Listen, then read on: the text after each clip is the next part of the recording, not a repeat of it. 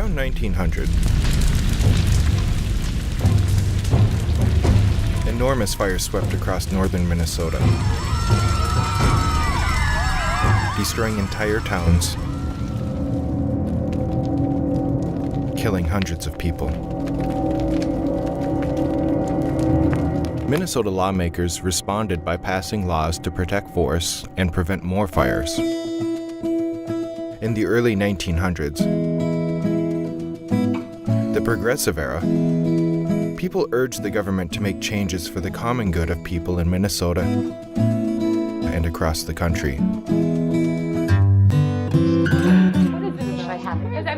New laws gave women and American Indians the right to vote in elections. New laws also protected workers, prevented the railroads from having too much power, slowed the spread of disease, and made food and water safer. Many of these new laws were helpful, but some were not. Starting in the late 1800s, the government required American Indian children to move away from their homes to go to boarding schools.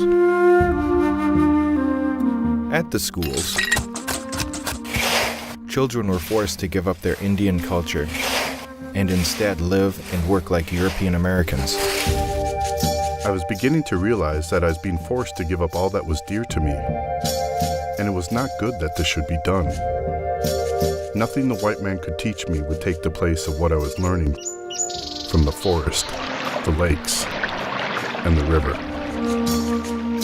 Eventually, American Indian children were allowed to go to school much closer to home. The government was more successful in helping new immigrants fit into American society.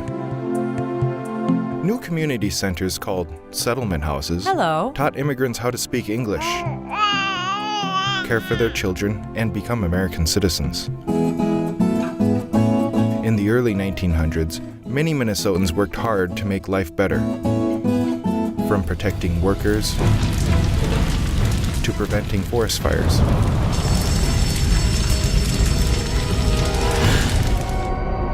Can you think of a problem in your community people are working hard to fix?